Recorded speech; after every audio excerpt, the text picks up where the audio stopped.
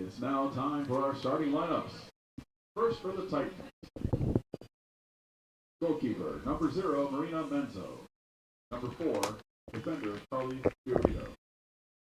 Number 5, defender, Megan Pace. Number 6, forward, Kelly Doyle. Number 8, midfielder, Casey Cotier. Test. Forward, Over here, Olivia yeah. Number 10, defender, Anna Alexa. Number 14, midfielder, Julianne Kachaki. Number 20, defender, Anna Inez. Test. Midfielder, Molly King.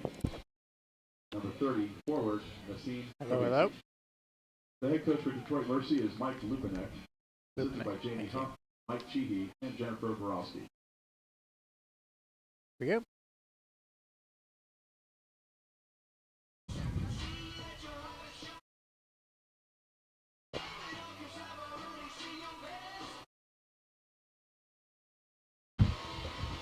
Here we go. Good. Test. Good.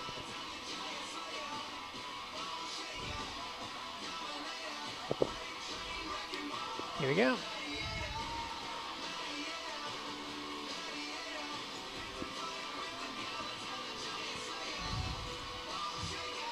Oh boy. Here we go.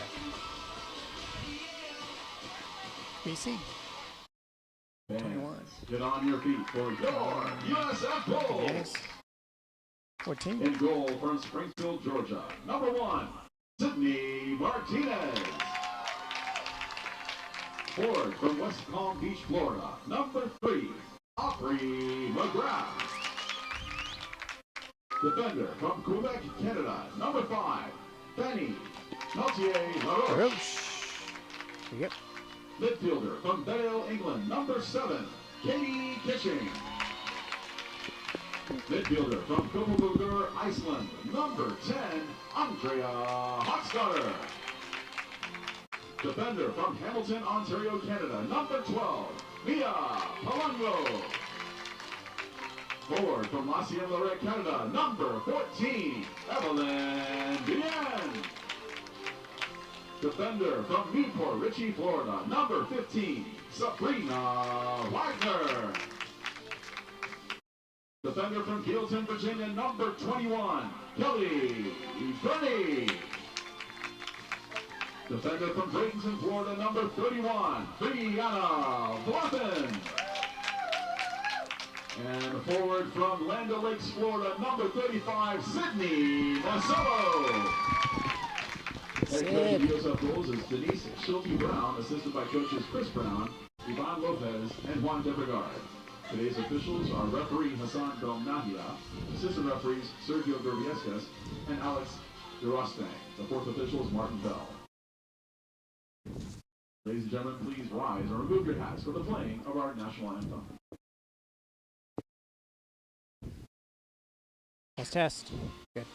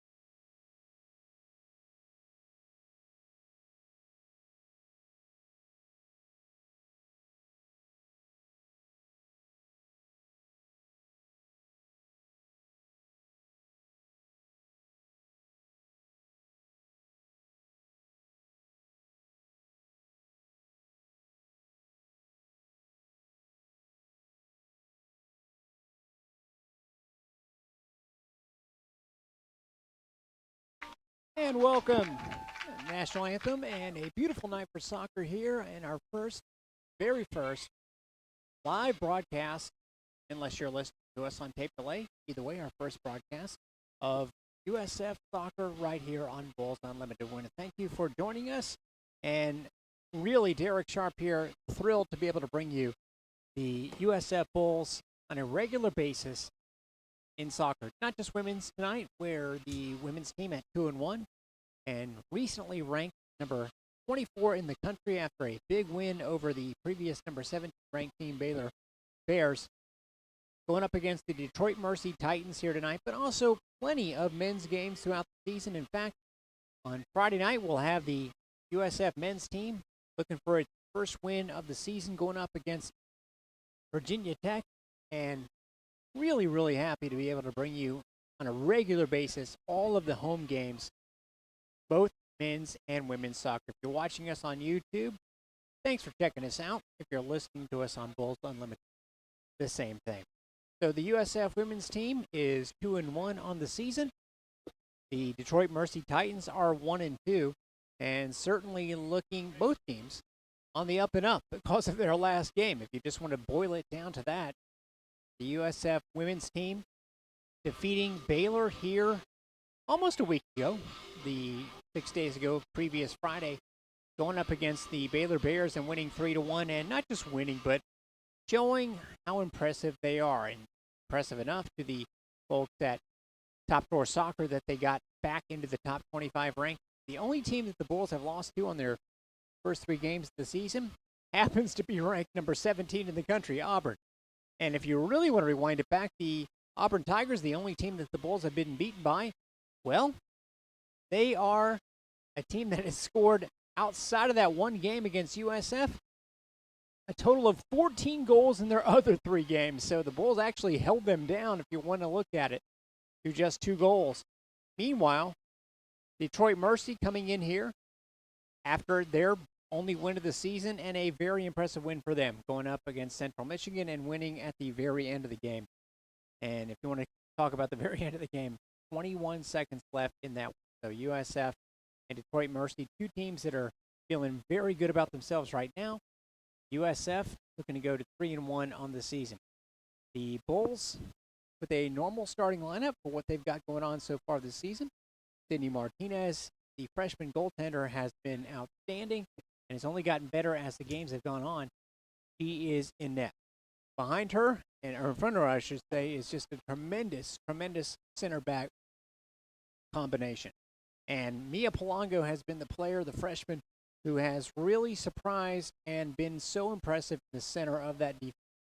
We knew that, of course, they were going to have a fantastic returning player in Kelly Burney, but man, oh man, has Mia Polanco been impressive.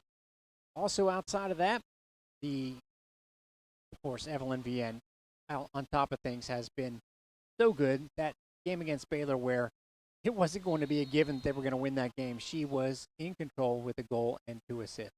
He leads the offense. Sidney DeCillo is also on top of things there. The back, Kelly Burney has the ball right now as we're just underway for USF. He is flanked by Mia Polanco. We mentioned the freshman, who has been great on the flanks in the defense as Bria Blethen passes the ball in the back of the USF half of the field to Polanco, over to Wagner as we near midfield.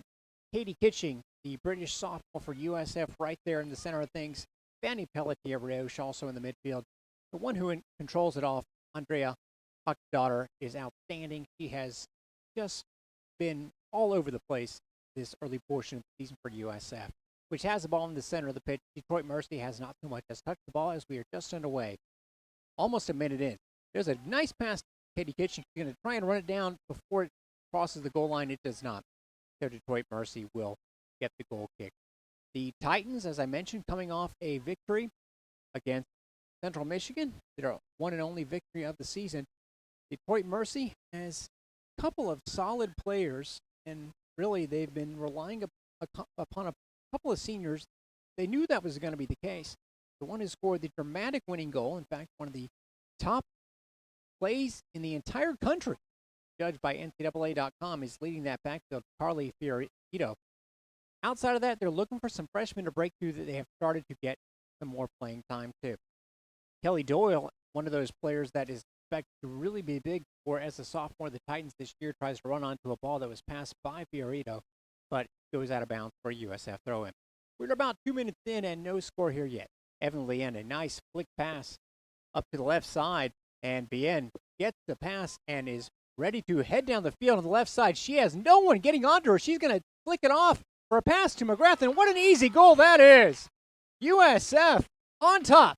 A goal at the 2-minute mark as Evelyn Vienne had no one take her, and trust me, she could have scored a goal easily there, but instead she very, very, to her credit, knocked it off to a teammate, Aubrey McGrath, and easily McGrath, without even thinking about it, knocked the ball in the net. And USF has a 1-0 lead. Aubrey McGrath going to get the congratulations of her teammate. And really, she just had to touch the ball there. That was all Evelyn Vienne, and it has just been amazing. If you now rewind it back, 4 goals for USF. Now, either Evelyn Vienne has scored it or had the major impact on it. And in that case, she definitely had the assist, which she will get credit for. Aubrey McGrath with the goal for USF. It has been quite the start of the season for the Bulls. Outstanding junior player, Evelyn Vienne. All-American last year, 3rd team, and without even thinking about it, he made that pass.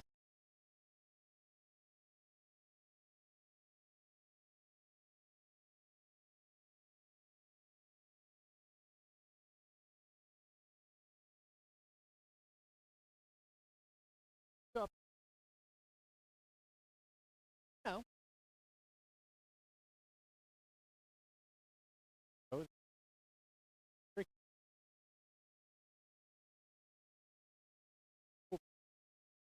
away, but matter. They really can.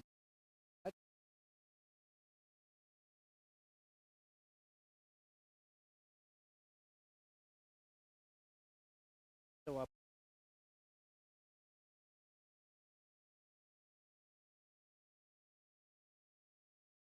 Five.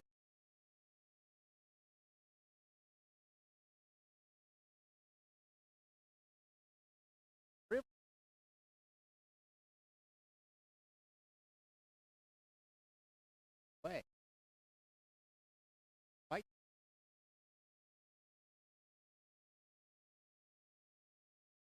All. Fresh.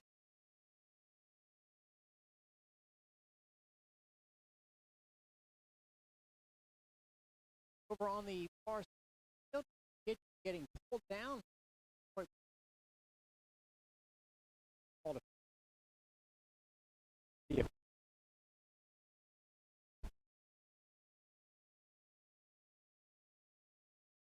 Rena Wagner out in front of us. Right. Bulls going left to right, wearing the white, beautiful shirt, green jerseys. Right person. Red, white jersey.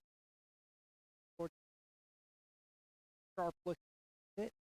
Right person. Rise. Get to have any possession.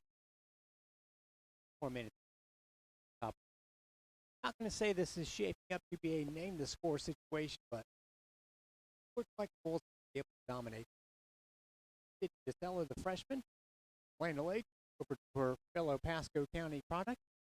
Back on the right field. Bulls look back.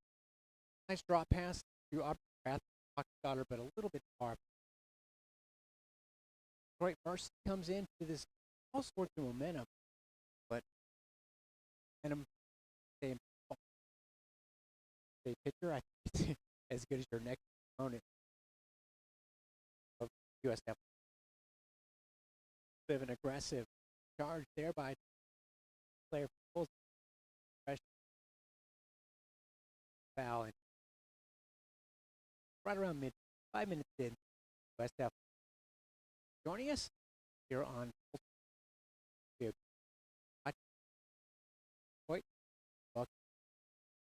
tight. A lot of success, winning records, mostly flip up record. Part very solid program in that rise. Right now down 1 1-0, and Andre Hutter steals the ball. It up to the left side to Nasello. Look for a pass, drops it off to Katie Kitchen. Might think about a shot. Back, gets headed off by the Titans. Good defensive play by Detroit. It is going to lead to a corner kick. In fact, they call that ball out of bounds. It's standing play there on. In fact, was a player who now elected for the Titans really slotted right into the starting line. Freshman. 4 minutes first. Went to the full 9. Knew that they were going to have several freshmen contribute this year, but elected really jumped into the whole middle of the pitch where the ball is. Top. For a draft score here. Stop to got lineup. Hawk Cutter towards the center of the pitch. They actually, as we are at 7 minutes here, USF done a good paint job center there on the USF Bulls logo. It looks a little bit sharper and crisper.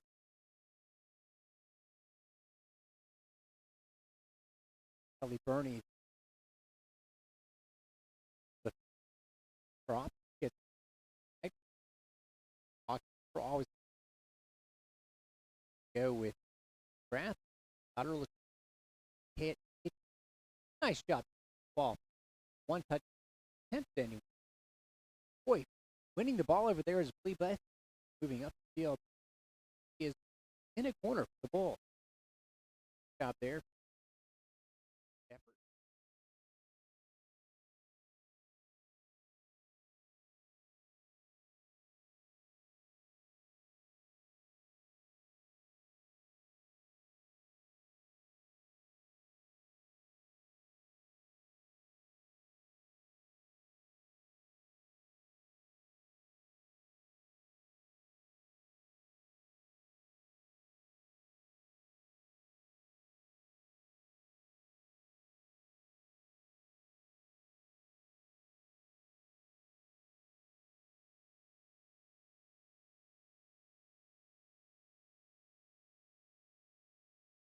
For the Titans arena, so out alert grabs. So here, too many here. Although there are a couple of key ones for the Titans. He is certainly one on the back. Well, Carly Ferrito. Titans after a year where they went 4-13-1 or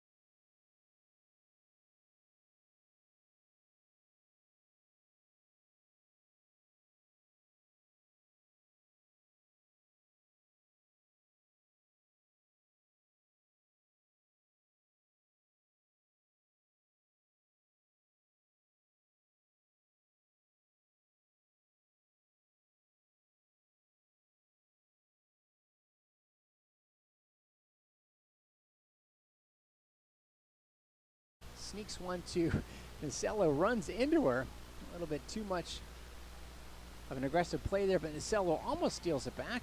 Good play by Detroit to get the ball back to the center of the pitch. But Kelly Burney for USF over to the right wing to Sabrina Wagner. Finds Nasello as the Bulls look to reset here. 11 minutes nearly. USF already in front. 1-0.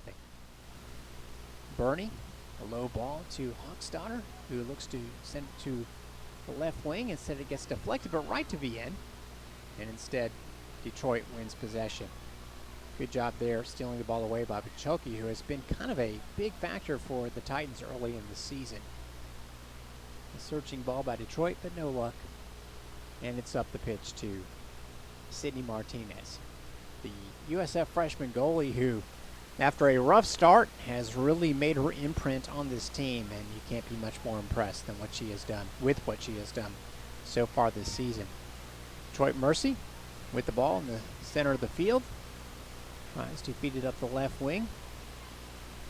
Does Pachoki, who really has had a bulk of possession here today, but hasn't been able to connect with a teammate. That's been the only trick for Detroit. 12 minutes down. USF up 1-0. Rocky the Bull, the mascot, right in front of me, wearing his black Adidas shirt. Remember, on Friday night, the USF men's soccer team, first 500 fans to show up at Corbett Stadium will get that black t-shirt. I would say don't miss out on it, but if you do, you can listen to it live on Fools Unlimited. Derek Sharp will bring it to you right here. Back in the USF defensive side of things, Mia Palongo in the center of the pitch. Two fellow center back Kelly Burney off to the right side. Sabrina Wagner tries to find Aubrey McGrath down the right side. Instead, it goes to Sidney Nasello, and she's going to be headed off.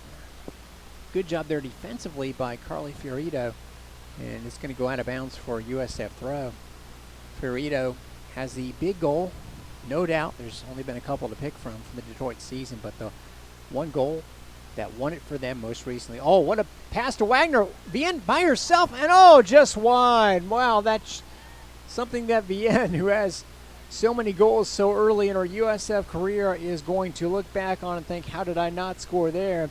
Should be 2-0, 13 minutes in on the great pass by Wagner, and Vienne was unchallenged. That has been a questionable tactic so far by the visiting Detroit Mercy Titans.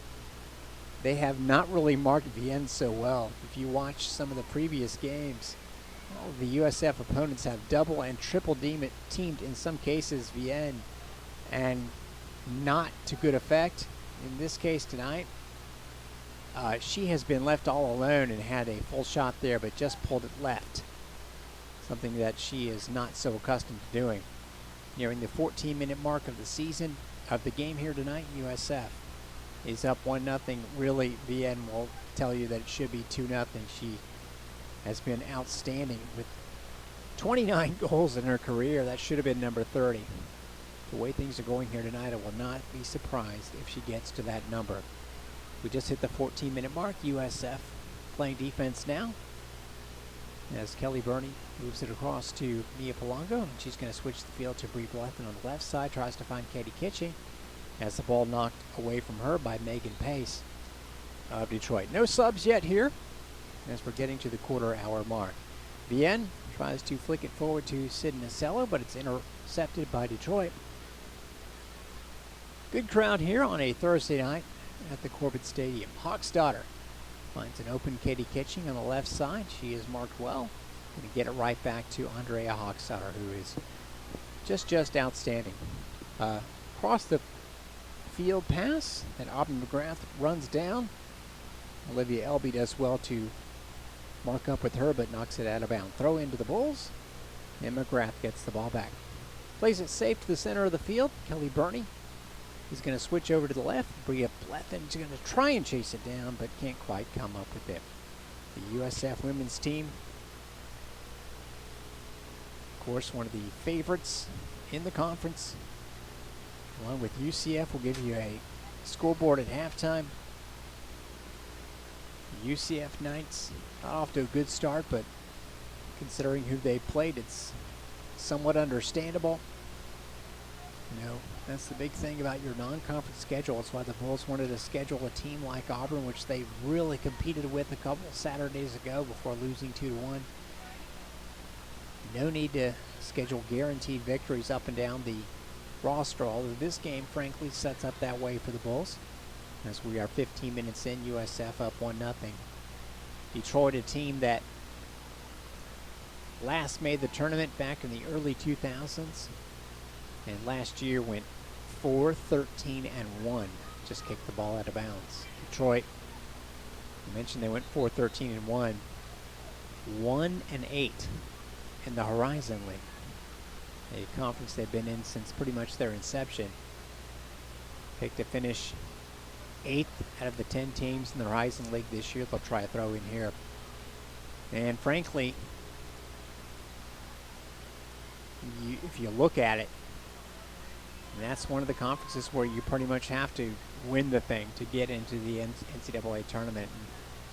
And it's not going to be an easy task, but something that Detroit feels like, with a combination of some experience and a couple of new freshmen who they've really pressed into the lineup, they have a chance to do. There's not one overwhelming team in the Horizon, so maybe, just maybe, if you're Detroit, you think you could pull something off and get into the NCAA tournament. It's been a while since they've been there, though. They did win one game back in 2004. USF coming off a win last year. Decent shot attempt there by Detroit Mercy off an inbounds play. Kelly Doyle, who really is one of their most promising new players, tries one on net, but it's fielded well by Sidney Martinez, the USF freshman goalie, who has really come on. And already the Bulls in Detroit's half, and Aubrey McGrath trying to get something going here. Looks for a available Evelyn Vienne on the right wing, but it's blocked away nicely. Gets the ball back. Looks to turn on a Detroit defender and feeds it into the center of the field. Katie Kitchen sees a wide open Brie Blethyn on the left wing. Nice fake there with a chance to do something here around her defender, and tries to cross the ball in, but right into a flanks of Detroit players. Katie Kitchen with the ball back. Well defended. Might have to drop it off, and she does so to Fanny Pelletier-LaRoche. Brie Blethyn, who is charging up the field. A little bit offsides there, and that's the first offsides call of the game. Mentioned Blethyn and Pelletier-LaRoche, both players who have scored this year for USF. That first game of the season was really tricky against Towson State.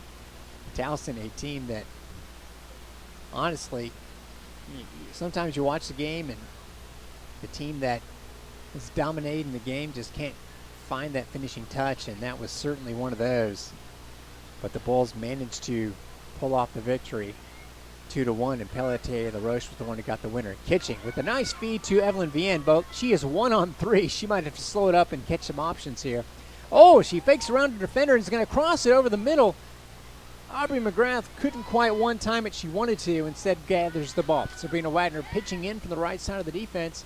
Tries to center it into the middle of the box. No luck, but Andrea Huckster gathers the ball and shoots it well left of the net. So as we get to the 19-minute mark, USF is up 1-0 and in clear control of this game. One of the stats that we don't have the ability to pull in here tonight is the possession statistic. But if I'm estimating, so far USF is a good solid 80% of the possession. And they're going to get a free kick here as Detroit a little too aggressive on a ball that was played into the center of the pitch. It is Thursday night so far. USF now to a 4-1 shot advantage. The one shot by the Titans, the visitors, was easily swallowed up by USF goalkeeper Sidney Martinez. Mia Palongo, who has been quite revelation for USF on that defensive side of things. You know, the center of the defense with Kelly Burney and Cheyenne Dennis was assumed to be, well, those two. But Palongo has, since the very first game, taken over. And Dennis has not played as much. She is not here tonight. From my understanding, she is going to be playing some time with the Jamaican team, so there's a extenuating circumstances there why one player wouldn't be in the lineup as much, but it's not to take anything away from a freshman in Polanco who has been so outstanding for USF and really a very solid portion. That's such a big part of the team, the center of the defense. And so far, Polanco has been great for sure. Right now, USF looking to add to a 1-0 lead. Sabrina Wagner trying to push the pace. Missed play, but off to Sidney Martinez, who looks to dribble around two defenders, does so. Over to the left side of the field. Back into the center for Vienne. Martinez gathers the pass, thinks about a long shot just outside the top of the box instead. Looks for a teammate. Turns out to be Pelletier LaRoche is going to try a long shot and a nice diving save by Marino Manzo. I think that ball might have been wide anyway, but Manzo not wanting to take any chances and dives to her right to make that save. 1-0 still USF on a goal very early on in this game by Aubrey McGrath. On the assist from Evelyn Vienne. Now has 3 assists alone in her last 2 games, which is just getting it done. It was McGrath's first goal of the season. Right in front of me, Sabrina Wagner just had her shorts tugged on a little bit too hard there by Hannah Alexis. I'm sorry, that's Nasreen Kobisi. And it's going to be a foul on Detroit. Right in the middle of the field. Bulls with a 5-1 shot advantage so far. They try and flick the ball down the right side, as Sabrina Wagner really has been a big part of the offense, at least attempted to be here tonight. Kitching, Nacello, Wagner on the right side looks to cross, instead cuts it back. Now to her left foot, not her strongest side, but right in front to Evelyn Vienne, and that should have been a goal. Really a decent chance there, and it doesn't matter because it was offside, but Sabrina Wagner switches to the left foot and put it right on target for Vienne. And one of those passes that you first thought want to say what a shame she couldn't convert it, but then realize would have been offsides if she had. It's going to be 3 offside calls here tonight against USF. And the Bulls continue to press forward. Detroit just has the one mild threat so far, and USF almost created one there as Vienne nearly ran onto a poor clearance attempt by Detroit. Titans, with their red jerseys, red, white, and blue, try to get something going, but instead it's intercepted at midfield by Fanny Pelletier LaRoche. Derek Sharp here with you on Bulls Unlimited and YouTube. Thanks for joining us. Katie Kitching looks to fly up the field, flicks it off to Evelyn Vienne, has options, tries to cut it back to Nacello, but it's cleared away nicely by Alexis for Detroit. She is clearly a player that they have big plans for, and she is pretty impressive so far. Wagner collects the ball up the right wing to Kitching. Knocked away, but to Hochstadter. She is going to be dispossessed for the moment by Alexis, but gets the ball back. McGrath runs onto a pass by Blethen, left side of the box. Oh, nice cutback. Another nice cutback, looking for options. Has to drop it back to Blethen. About 30 yards away, he's going to chip a left footer in, and unless Kitching can run onto it, that is going to go out for a goal kick, which it does. USF in total control here tonight. Probably wants to get another goal before the half as we near the 25-minute mark. USF will be heading on the road for their next 2 games at Navy and at Delaware. Detroit, a team that I mentioned is 1-2, and probably the Bulls wouldn't mind repeating a pattern that's gone against Detroit in the 2 losses, namely a couple of first half goals. And their opener, they gave up one right before half that fell them behind 2-0. Oven began looking to charge in, could get a foul call here, and does. Dangerous situation here at the 25-minute mark, flat on. Evan Vienne had a chance to break in on goal. Frankly, you got to give Detroit credit for knowing that that was the time to take her down and didn't do it too viciously. I thought the foul was right outside the penalty box, but instead a good 4 or 5 yards away is where Hochstadter will be taking this free kick Frankly, she takes all of the free kicks for the Bulls, and why would you want anyone else to do so? And it's funny, she's on the left side of the box, completely to the left of the left side, and everyone else is on the right side. She's going to chip it into that general vicinity. It goes over the goalkeeper, but well out of bounds. She must have gotten a hand on the ball, because it's going to be Bulls ball here. Goalkeeper Marina Manzo for Detroit could have done better with that. First subs of the night for USF. Katie Kitching is going to come out for Leah Furlan. And Cookie, Olivia Cook, is going to come in for Brie Blethyn. So our first subs of the night. Hey, there's Joey Mitchell, the USF. My best friend right now, but also director of game operations, doing the squeegee thing right in front of me. Corner kick after that misplay by the Detroit goalie, and it's going to be a foul on USF in the box. Thank you, Joey. Derek Sharp here. First of what will be many live broadcasts, unless you're listening to us on tape, which is fine. We'll do them live and on tape on Bulls Unlimited and YouTube of the home soccer matches for USF, both men's and women's teams. Tonight it's the women leading Detroit Mercy 1-0 as we are 27 minutes in. Sidney Nasello from Land O'Lakes looking for her first goal of the season. Crosses the field. Andrea Hochstadter looking for options in the center of the field. Drops it back instead to Kelly Burney, who is wearing the very flattering lime green boots. Cook just into the game. Up into the center for Furlan, who just came in and tried to find Vienne, and really I thought she had a connection there, but good clearance by Detroit. Got to give them credit. Cook regains possession for USF, and it's off into the middle for Pelletier LaRoche. Wants to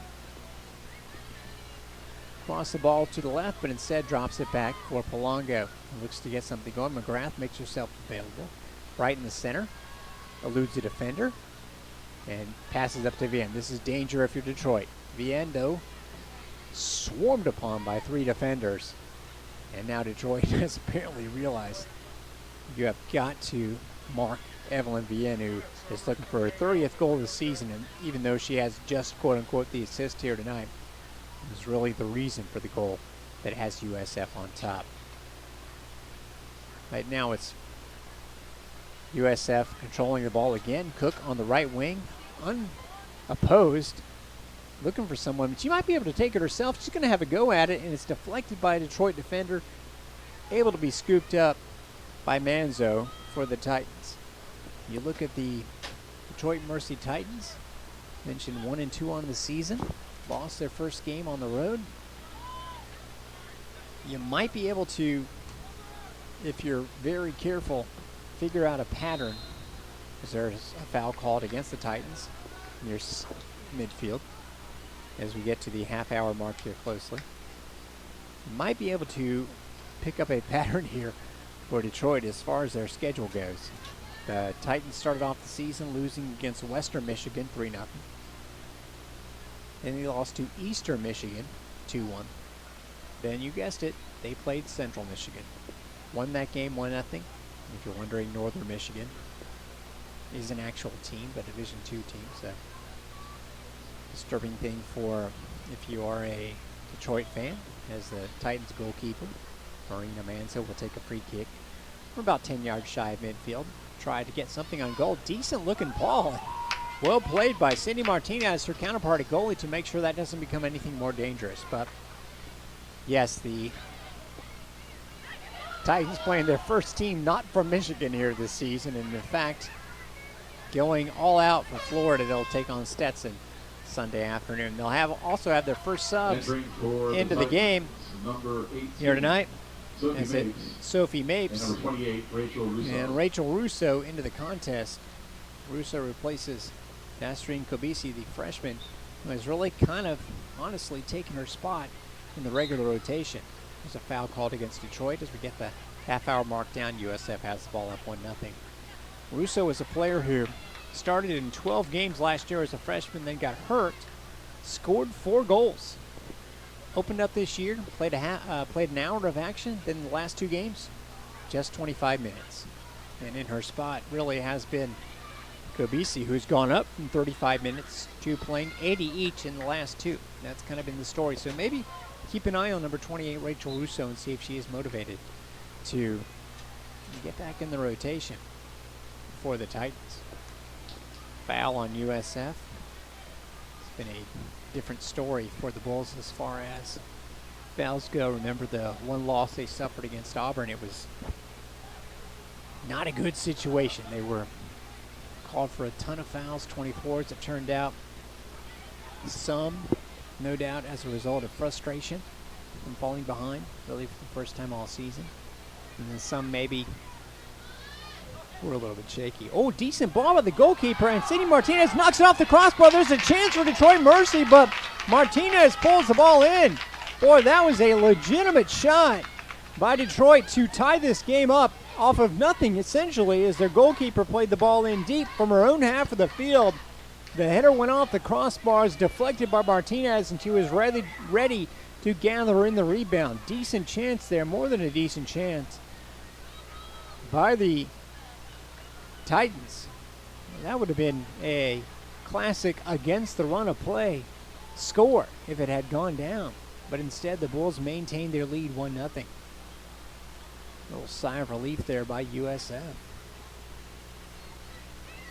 Which has possession and up 1-0 on a very early goal in this game by Auburn McGrath. If you're just tuning in on your Thursday night, listening to us on Bulls Unlimited or watching us on YouTube, I want to thank you for joining us. As Derek Sharp here bringing you USF Soccer live for the first time. You hear some fans cheering in the background. Good crowd here. So far, just 2 subs for both teams. Some of the USF players on the bench getting into the chant. I see Hannah Delish, a freshman out of Orlando, still in her ankle brace. She's not going to be playing for a while, maybe not this year, but very involved, as are the rest of the Bulls. It has really slowed down since the beginning, though, as USF looked like it was just going to name the score. Of course, if you could name the score, you would just name it and the game would be over. It's not that easy. But right now, another example of that is the Bulls let the ball get away from them to Detroit, which, for a rare time in this game, has put together a few passes. Decent pass there by Sophie Mapes off the bench. And a pass in the middle, but offsides is Detroit. So, again, decent combination there by Detroit as Megan Pace, a junior defensive player, who has kind of come on and gotten limited minutes this year, but is starting to impress a little bit more. A good ball, but offsides. We are at 34 minutes. USF up 1-0. Detroit has had to depend upon a couple of players they knew they would, but also kind of relying on those that hadn't gotten many minutes in their first years here on campus, and it's been mixed results so far for the Titans, although they come in again on momentum, as it was Carly Perito scoring the second goal of her career, and a goal with 20 seconds left last Sunday on a free kick to beat Central Michigan, and that's why Detroit has this one win this season.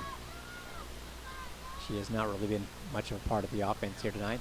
That was just a free kick, sort of, not fluke, but out of the run of the play that has Detroit in the win column. Not close to being there tonight. Nice interception by the person I was just talking about, though, Fiorito, and she tries to play the ball up the center of the field, but instead it's intercepted by Andrea Hochstadter. Looks to find 2 different players and instead splits the middle. Gets intercepted briefly by Olivia Elby, but does a nice job to regather control. Sabrina Wagner has flipped over to the left side of the field on defense. USF's outstanding sophomore from Mitchell High School. It's over on the right side now to Olivia Cook. Slots it up the center, up the right to Sydney Nasello. Cuts it back. Nice job there by Sid, who can put on the moves. Looks for a dropping Pelletier and LaRoche. Instead, the ball gets away from her.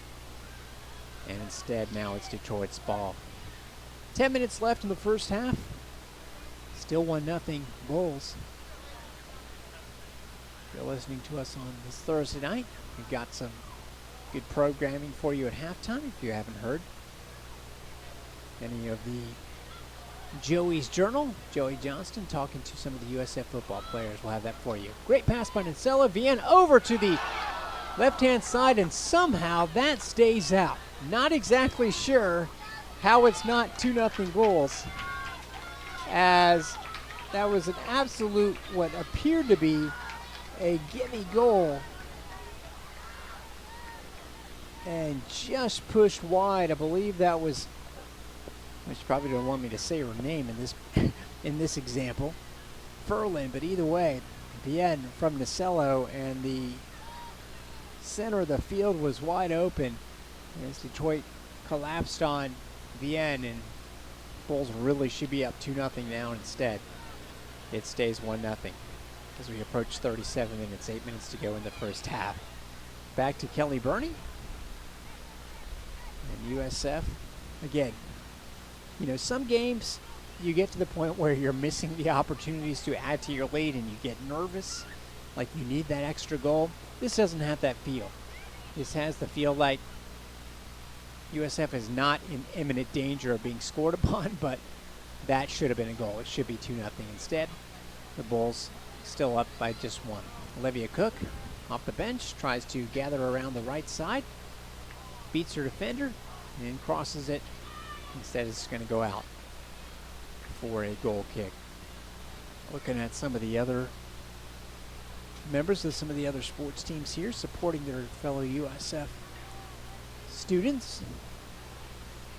Just right there in the front row, a couple members of the Bulls softball team that I recognize, Mia Fung and Luke Leistel. Sure I'm missing some of them. Kind of cool to see that. You get to see that a lot. Cross sports support. Evelyn Vienne looks to, not with any support, charge up the field. Boy, that is a foul against Detroit, and I got to say, that was a professional foul, and Detroit knows it, because Vienne had a 1-on-4 there, and she had absolutely no chance of getting at that ball after she played it a little bit too far in front of her. So she fell down and got the call. But it wasn't so drastic. It wasn't such a crazy flop that you would go, oh, what a horrific foul, what a horrific flop either way. And she just got the call. So sometimes, you know, you got to give it a shot. Not a big fan of the flopping, and in that case, I don't think that Vienne was looking to from the get-go. It was more or less one of those, let me just give it a shot and fall down, because I'm not going to get to this ball. And it didn't look like she expected to get the call. She got it. So on the free kick, Hochstadter with a good-looking shot. Great save, rebound, possibility for the Bulls, and it's going to be an offsides. Boy, great shot by Hochstadter and a wonderful save by Maria Manzo. Two Bulls were on top of the rebound, but would not have mattered, as after the first rebound was set aside, it was going to be offsides in the Bulls. So a second good chance for the Bulls to make it a 2-0 lead here in the last 5 minutes or so. With 5+ to go in the first half, I have a feeling the Bulls are going to score. It just has that vibe to it here tonight. Crowd reacting to what they thought was a foul and getting their wish. I'd say of the contest played by the Bulls so far, this is number 4 of the season. This has been the least contentious, because I've witnessed all parts of them. In fact, I've witnessed the preseason where the Bulls played some noteworthy opponents. This is certainly going just a game where USF has exerted its superiority, but only it leads at 1-0 on an early goal by Amir Graff. Sidney Nacello into Furlan, who's been a pretty good presence since coming off the bench. Vienne, Furlan, Nacello, heavy touch, but gets back up to it with her speed. Outside to Cook inside to Vienne. Tries to turn on 3 defenders. Going to have a shot and a decent one. Saved by Marina Manzo. She's been had to work here in the last few minutes. The Bulls certainly continuing to press forward. I'll give you a look at the stats at halftime, but right now, the Bulls certainly dominating in the shots category. As we hit 4 minutes left to go in the first half, they were up 8-2 in shots, and I wouldn't say that none of the Titans' shots have been threatening, because that one that hit the crossbar was a big threat at the time. But really, USF, that stat tells you what they've had up to this point. Decent long effort by Nasello. Add that to the shot list, but gathered in by the Titans goalkeeper Marina Manzo, one of the few seniors on their roster. Someone who has basically been a starter on their team since she started off as a freshman. We've got a couple of those sorts, including Carly Fiorito, who had the game-winning goal with 20 seconds left on Sunday against Central Michigan. The momentum from that game hasn't necessarily carried it over to this one. 3 minutes to go in the first half. USF up 1-0. Olivia Cook, finds a nice clearance in the middle of the pitch to Pelletier LaRoche, and there's a pass and there's a goal. Easy pickings for Evelyn Vienne, and that was a tic-tac-toe play where it was Pelletier LaRoche getting the pass and looking up and seeing Evelyn Vienne.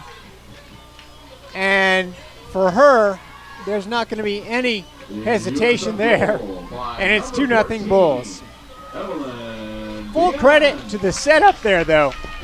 Evelyn Vienne has created some goals on her own this season. That one was all the teammates. McGrath, Pelletier LaRoche, and then Vienne, who looked up and saw nothing but, well, a goalkeeper in front of her. And I'm not going to say it was a given goal, but Evelyn Vienne, with their 30th career goal, makes it 2-0 Bulls with about 3 minutes to go in the first half. Wonderful setup, and you can just see that coming. The Bulls have had that ability all night long here tonight. If they could just put those 2 passes together, and it was bing bang. And you've got to give the orchestrators of that complete credit in the likes of McGrath, who has a goal herself here tonight, and Pelletier LaRoche. Grace Adams out there on the pitch now. Of course, had that injury-plagued season last year, but looking to reestablish herself in the Bulls lineup. Wonderful to have her back out there.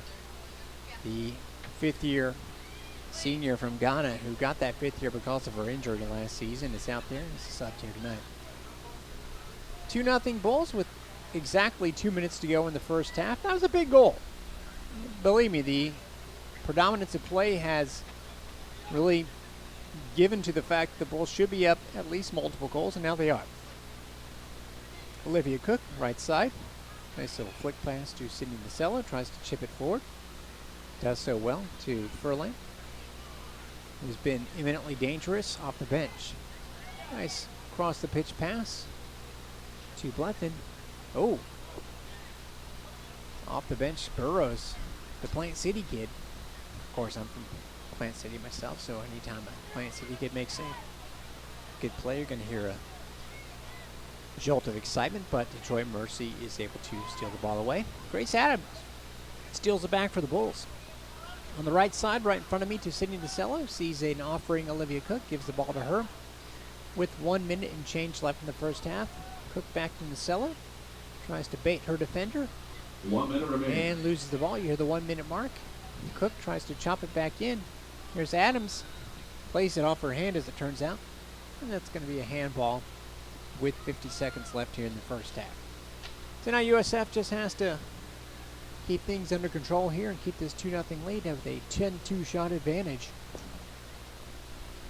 Certainly about what you'd expect in this game.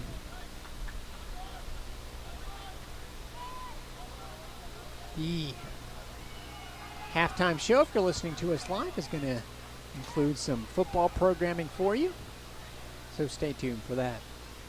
Kelly Burney, her solid self, looks up the pitch instead, Flicks it over to Olivia Cook as the Bulls really look to just waste these last 15 seconds and not do anything silly. 10, 9, You can hear the 8, countdown in the background. 6, Ooh, five, a backwards pass, 4, probably not 3, the right 2, play, but Kelly Burney 1, with the right play is just going 0. to kick it up in the air and end the first half. Well-deserved applause by Bulls fans as USF very much a deserved lead of 2-0, looking very solid in their chance to go to 2-0 on the season. The visitors from Detroit stepping out of the realm of playing teams from Michigan and finding it rough going down here in Florida. At halftime, the score is 2-0.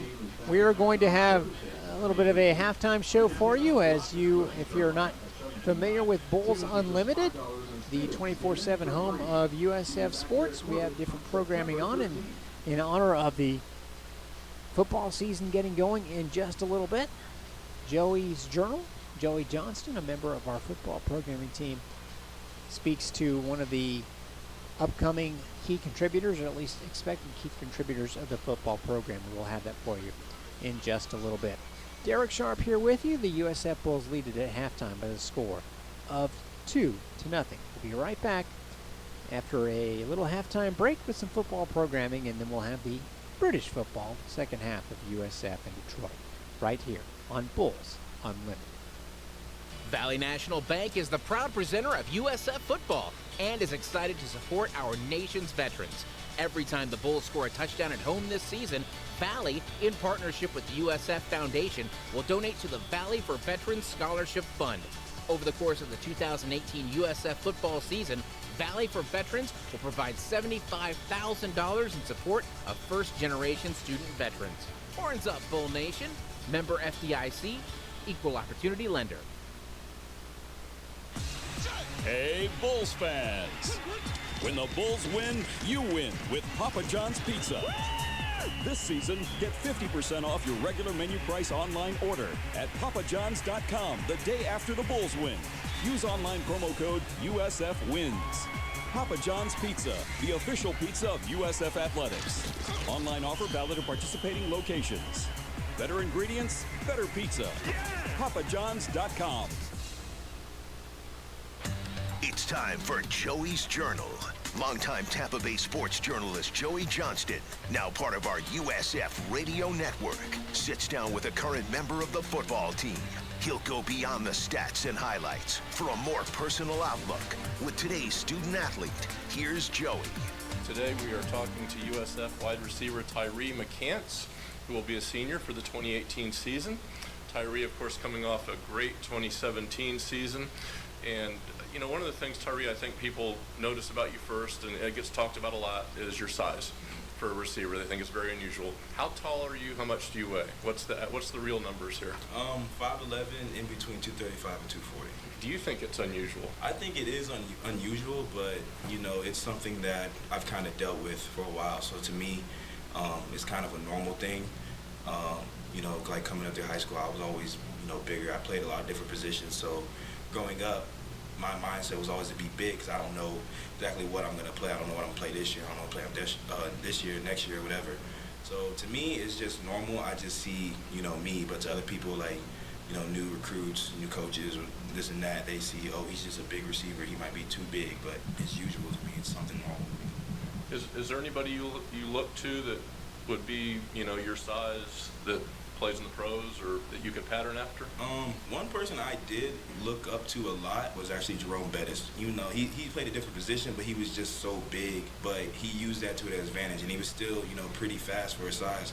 So that's somebody, like, I look up, like, I'm you know, quote unquote over, like, too big to play this position, but, you know, I just find a way, like, just to do it. I find a way, like, find enjoyment in it, find a way to, you know, be successful in it and help the team out. So just watching him, you know, he was big, but he was also, like, fast for his size. So that's something that I kind of see myself as. If somebody, a coach or a fan or somebody would meet you and you'd be a football player and they'd look at you, what do people assume?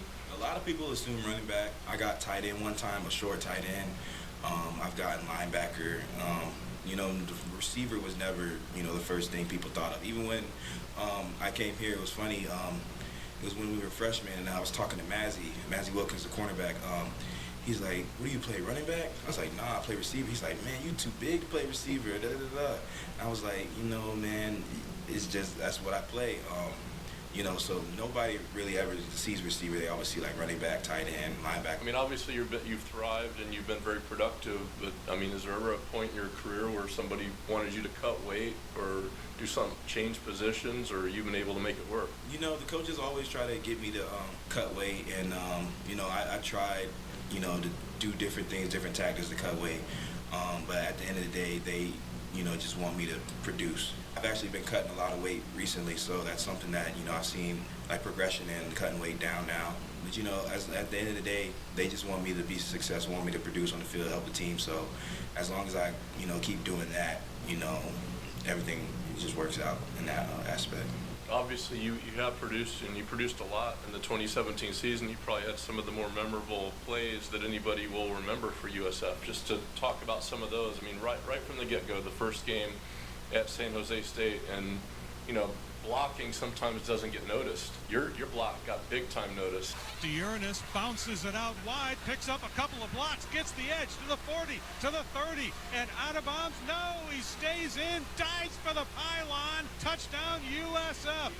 And what a great play. What great blocking downfield by the receiver. He's got a couple of nice blindside blocks over there, springing him, getting him into the end zone. I think it just shows that, you know, just the commitment to the team, commitment to, you know, everybody being successful. It's never about, you know, one person on the team. There's 100 guys on the team. So I think that's just something that I take pride in. It's like whatever I can do to help, whether it be with the ball in my hand, with the ball, you know, I'm blocking for somebody, whatever I can do to help the team, that's just something I take pride in. When the team saw that in the film room, what was the reaction when you guys got to focus and see the block that sprung him? You know, it was exciting. Coach Strong, he has a thing he does after every game where it's like top 3 best plays on offense, top 3 best plays on defense, and mine made one of the top 3 on. Me and Dearness made one of the top 3 on offense, and you know, it was just a good feeling to like see all the work you put in like the off season over the summer. You know, just taking the techniques we've learned and just putting on film. You know, a lot of guys are like, you know, we got like little slogans and stuff we say in the room on the team. So it was just a good feeling. Like I didn't get the touchdown, but I still like helped contribute. So it's like, to me, it's like I did like get in there because, you know, it's just, you know, just helping out. You're listening to Bulls Unlimited. We're talking to USF wide receiver Tyree McCants. Tyree, another memorable play again on all the highlight films was in the UCF game, the third play of the game. You catch what turns out to be a touchdown pass, but a linebacker gets a hold of your jersey and is dragging. You drag him into the end zone, a big 235-pound guy. You drag him right into the end zone. Everybody thought that was the coolest thing ever. Flowers flares it out to the right. It's McCants. He runs through the defense, gets down the far sideline. Tyree McCants is dragged down by his jersey. He's still fighting. He dives for the end zone, and he scores! Touchdown, USF! 47 yards. Tyree McCants, a defender had him by the jersey, and he carried the defender into the end zone for the score. Describe what happened on that play. How'd you pull that off? To be honest, because I was talking to one of my teammates about it last week, he's like, did you even like feel him on you? I was like, for some reason when I was running, I just felt like I just got slow out of nowhere, but I kept moving forward, and I didn't know I drug him until like after the game. I thought he was like still like just on my back, because I just felt like I was running fast, and I got past him down the sideline, and then I just ran like the 20-yard line. I just got slow out of nowhere, but I was still moving. Sorry. In the moment, I didn't know I drugged him. I was just keep going. Like I was like, why am I feeling so slow? And then I kind of like looked back, and I just saw everybody coming. I'm like, somehow I got to get in the end zone, or I got to get down or something. And then luckily I fell in the end zone. But during the moment, I didn't even know he was still on me, like on the ground on me. I thought he was like on my back or something. Now you ended up in that game, you caught 9 passes for 227 yards. Just an incredible individual effort. I know in watching you that day, I know you gave everything you possibly could. You left it all on the field, and you were at probably exhaustion, just mentally and physically. How exciting was that game for you, and how draining was it to put forth that effort and have to walk off the field and not have the win? You know, it was a tough loss, but it's one of those games that, you know, growing up you dream of. You know, big rivalry game. You know, it's you know, right before Thanksgiving. You know, it's just a lot of people are watching. Like you're one of the only teams on TV, so everybody's watching around the country. You know, it was just a surreal moment. Like, it's just something you just dream of. Just playing, like, it was just a great game. Like, I was upset, you know, obviously afterwards, but you know, I watched it like a ton of times, like after it. I was like, this is just one of the best games I've ever been a part of, I've ever seen. It was just, you know, something you just dream of. It was a tough loss, but you know, it's just one of the moments. Like, I'm always gonna remember that game. Well, that was the last game of the regular season, but thankfully it wasn't your last game. You had the Birmingham Bowl, and here again you had a great moment that everybody dreams about. You guys are down to the last seconds, and you catch a touchdown pass from Quentin Flowers with 16 seconds to go to win the game. From the near hash mark, Flowers has the ball. Looking, throwing toward McCants. Caught! Touchdown USF! The Bulls lead with 16 seconds to go. Quentin Flowers in his last USF game with more heroics for the Bulls. It was a good feeling for me. I came in with like Quinn and the Earners. I came in with, you know, that class. And so just to, you know, see what they've done coming in and how they, you know, how we changed the program around. It was just a good feeling to like cap off like their, you know, legacy. And just me being a part of it, like I loved every moment, like being with them. And, you know, that was just one of the moments, like, it's like, you know, it's Quinn, you know, he's you know, the greatest player I've seen, greatest player I've played with. And like just those guys just ending it the way that we did was just like, just so like just thrilling to me. It was just like, you know, I got choked up on the sideline afterwards because I realized like, you know, the journey was just worth it. Like the journey and like how it ended, how it started, it was just all worth it. So just catching that pass was just worth every like sweat, tear, everything. You're listening to Bulls Unlimited. We'll be back with more of our conversation with USF wide receiver Tyree McCants in just a moment. And Derek Sharp here, back live in Tampa. USF women's soccer leading Detroit Mercy 2-0 at the half. We are in our halftime programming, little getting you ready for football season. I know we're all ready, right? With Joey Johnston and Tyree McCants. We'll continue that, and by the time this is over, we'll be ready for the second half. We'll have some stats for you and a scoreboard around the league. But first, the conclusion of Joey's Journal with Tyree McCants. No need to grab a pencil. Joey's already jotted down all the notes you'll need. Let's return to Joey's Journal on Bulls Unlimited. Welcome back to Bulls Unlimited. We're visiting with USF wide receiver Tyree McCants, who will be a senior for the 2018 football season. One of the things that certainly will be different is Quentin Flowers has moved on to professional football, and he's not the quarterback at USF, but you had a lot of years with him. How would you describe what it was like to work with him and all the things that you saw him accomplish here at USF? One thing that you saw with Quentin was how strong he is, you know, mentally. Besides, you know, just football, just, you know, all the stuff he's been through. It's just the kid. He's just a strong individual. Like you see a lot in him that you want to implement in yourself. Like just him with all he's been through, with all he's had to go through, like with his outside of football and, you know, football itself. Just being around a guy like that just makes you, you know, want to just be great every day. Like he always came with a happy attitude, no matter what he's been through, no matter what he's gone through. He always came happy. He always made the room excited. He always put a smile on somebody's face. So, you know, just being around a guy like that is just like you just dream of meeting somebody like that. Like you always hear about, you know, people around the world that just make a difference in people's lives, and he was one of those people. Everybody has, you know, seems like Quentin was here for a long time. We're so familiar with him. Now you're transitioning to a new quarterback. What's it like for a receiver when you have, you know, new guys in there throwing you the ball, new guys who are getting most of the reps? What changes, and how do you learn how to work with them? Is it just a matter of getting to know them in time? I would say we know Brett and Chris. You know, we got a lot of reps with them, like during practice and all that during the off season. So coming in like this spring, it's not necessarily like, oh, it's new quarterbacks. Like we're already used to it. Like we've already been around. They've been in the system for 2 or 3 years. So, you know, we're not necessarily getting used to them. It's just, it's different, but it's not. They are building a lot of confidence in themselves, and they've been a lot of confidence like with us as receivers and tight ends and just the offense and team. You can see that they're growing. you know, individually. It's just pretty much more of them getting confidence in themselves. Like me personally, I don't feel I don't feel the offense is totally different. It's just them just trusting themselves and trusting, you know, us as teammates. As you move on to the 2018 season, people will look at USF and Quentin Flowers has moved on. Dearness Johnson, Darius Tice moved on defense. Augie Sanchez and Dietrich Nichols moved on. A lot of big-time names have moved on.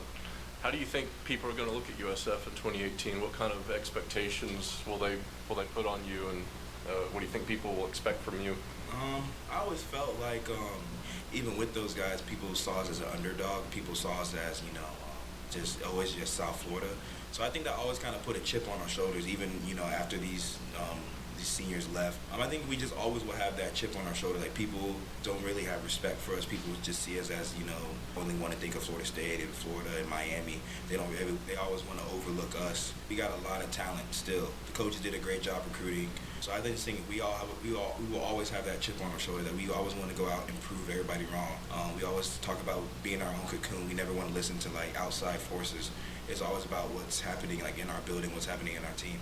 So I think that's just something that that's one of our strengths. How do you think people will view Tyree McCants going into 2018? Because as we talked about earlier, you had a lot of splash plays. You had a lot of plays people are going to remember, and I think you're a name that people know very well now. What kind of expectations will they have for you?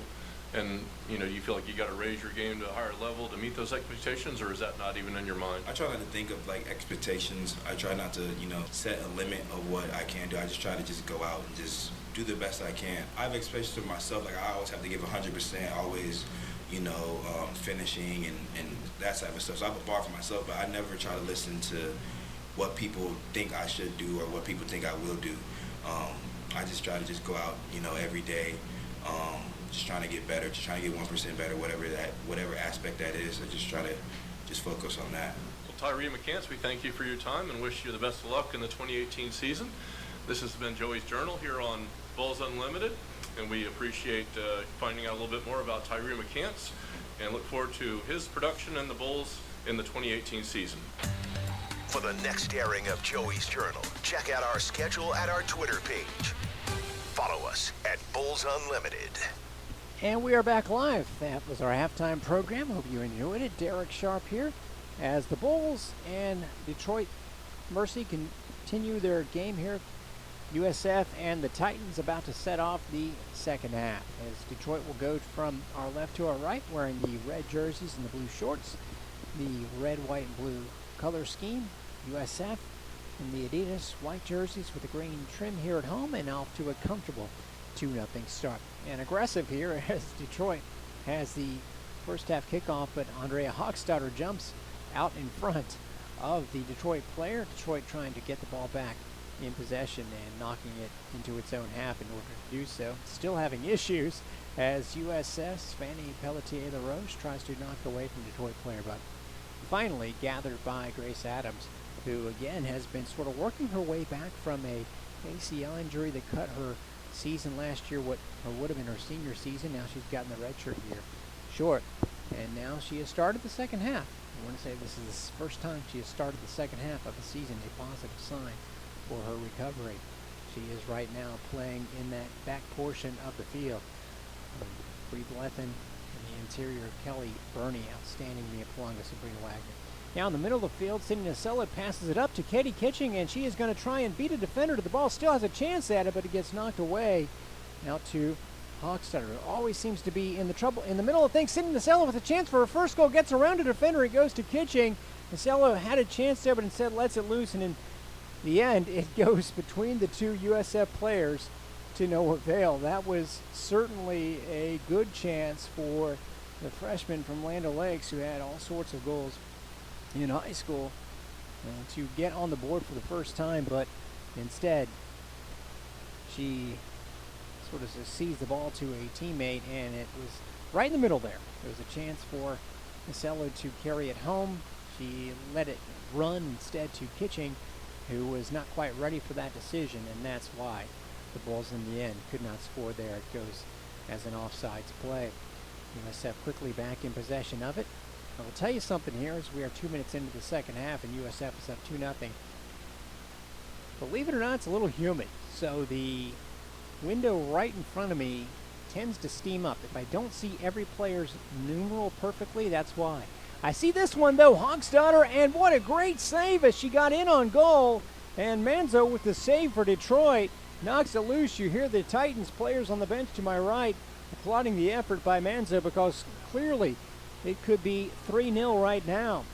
Hogstadter, the chance at her first goal of the year. She has set up so many, or been a big part of so many, and that was her chance to get on the board herself for the first time. It didn't happen, but I'm telling you, it is feeling like imminently it's going to happen for the Bulls. Only changes to the first half starting lineup. I mentioned that Grace Adams is out there on the field, and that is the one for the Bulls.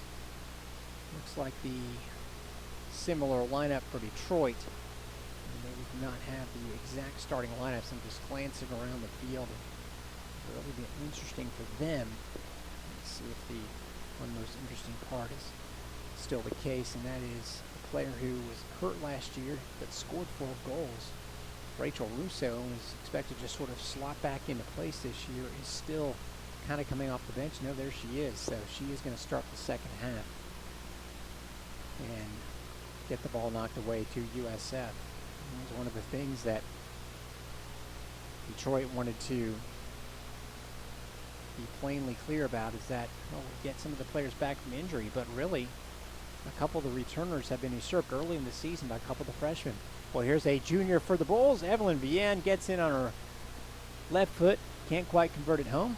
See in front of me a couple of the members of the men's soccer team paused, and they're getting back into their seats to see that chance for a goal by Evelyn Vienne, anticipating how close it was, but it did not prove to be. I mentioned the men's soccer guys. I recognized Trey Jackson, who, along with his teammates, will be hoping for a big result on Friday night. Honestly, any result would be fine by them, as long as it's not the same result they've had in their first two games of the year on the road, 2 L's. Against two very good teams. They play another one here Friday against Virginia Tech, a game you can hear live on Bulls Unlimited and via tape delay at Corbett Stadium. We will have practically all of, and when there's not a game on Bulls Unlimited live at home, it'll be on Bulls Vision, but most of them will be live. So if you can't make it to a home game, there's a chance you can tune in and catch it right here. Derek Sharp, very privileged in year 2 of Bulls Unlimited to be able to bring that to you. Good work there by Briley Plethen on the left side of the Bulls defense, and Katie Kitching on the left side of the midfield, or so they thought, but it was stolen away by Megan Pace of Detroit in a contested ruling. It is ruled to be Titans ball. Decent pass up the pitch. And it's just going to go searching. Well defended in the middle there by Cookie. I'm sorry, that's Polongo.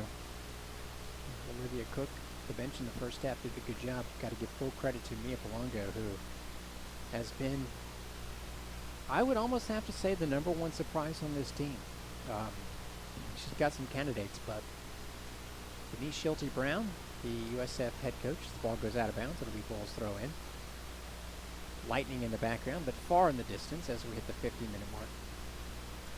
Denise Schulte-Brown loves her some Canadians, being Canadian herself, and Longo, one of them, a freshman who has just gone right into the starting lineup, and I don't think has sat out all year. Here's a Brit, Katie Kitchen, but she gets dispossessed nicely there by Detroit. And the Titans actually have something going here. It's a 2-on-6, though, quickly, and that's going to lead to a desperation pass. And considering the numbers against them, you got to give Nasserine Kobisi points for trying, but really, well, she has gone up from playing 35 minutes in her first game as a freshman to 80 minutes in her last 2. Showed some promise there. But 2-on-6 is a rough go.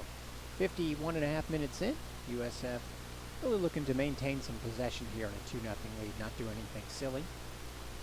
Maybe grab another goal, I'm guessing here, get some of your bench players into the lineup. Bulls go on the road next weekend, so they have a nice little break of more than a week before their next contest, but then it'll be boom, boom. A Friday, Sunday situation on the road. Hochstadter up to Pelletier LaRoche. Vienne left-footed pass in the left wing to Blethen, who's moved up from defense for a chance here. Nice cross, but headed away by Detroit. Two Bulls players patiently wait the ball. Hochstadter is going to send it over to the right side. Polanco pressing up. I'm sorry, that is Olivia Cook. The 12 and the 16. Too similar for me. Sidney Nasello tries a touch pass to Vienne, but it's a little too softly played. Back to the defensive line of the Bulls, where Kelly Byrne, who is oh so solid, maintains it, looks to control it, looks for an option, has had the ball for a good 10 seconds, pulls it off to the left wing for Blethen. 52.5 minutes into the contest. Bulls comfortably on top 2-0 Blethen. Vienne looks to turn, guarded well. Drops it off to Nasello, gets it knocked away by Detroit. There's Cook, as she is contested for the ball, and that is going to be something that the goalkeeper lets go for a goal kick. Some of the fans here wanted a corner, but I think that was the right call. USF looking set to go to 3-1.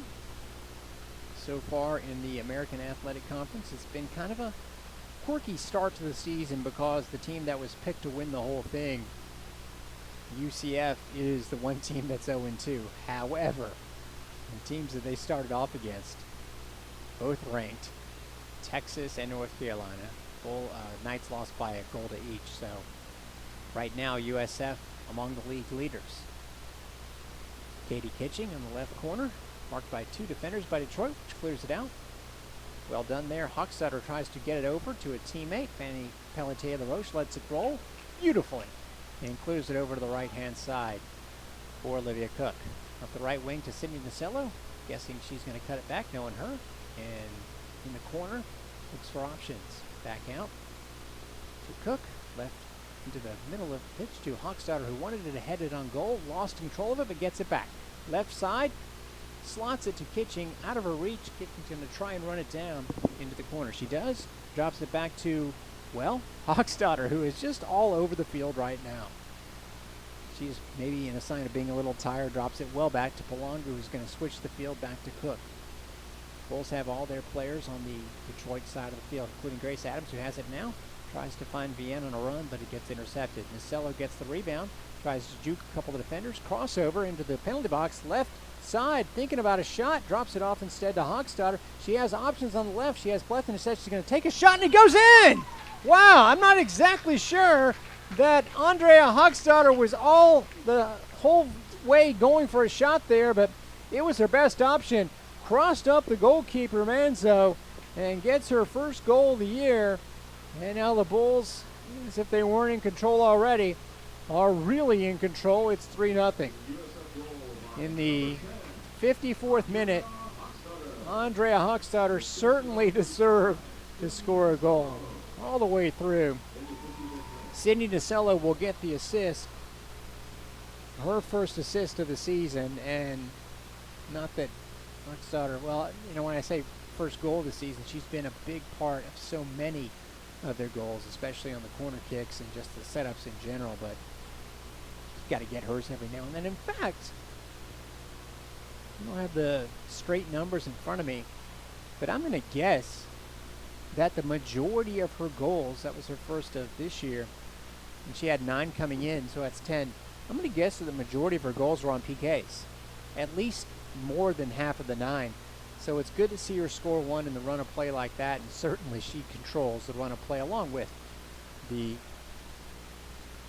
free kicks. Oh, here's another chance by Nasello, setting it up to the end in the middle of the box. Well played by the referee, who's done a good job here tonight.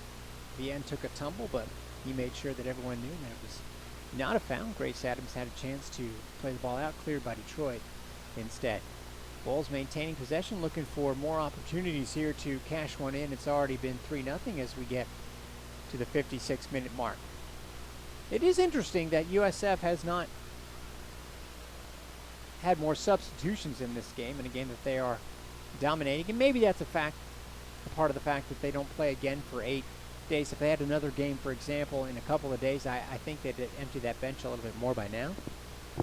But just the 2 subs here so far. One of them, Grace Adams, has the ball right now. It is great to see her back out there, albeit with the bulky right knee brace. Interception there by one of the players whose names we haven't called that much here tonight. And that is Elizabeth Gonser. A couple of the other Titans players who, based on their history and whatnot, could have been expected to be more dangerous here tonight, have really been rendered not so much. Kelly Doyle is a good example, a sophomore. Hasn't done much at all. She has started all 17 games she's played in since she was a freshman last year. Just really hasn't done much at all. Gonser, the one I was just mentioning, out of the game. Emily Lorkowski, a freshman midfielder. Grace Adams, maybe a little bit winded, gets a nice response from her head coach, Denise Schulte-Brown. Checks in for the Bulls. Or checks out for the Bulls.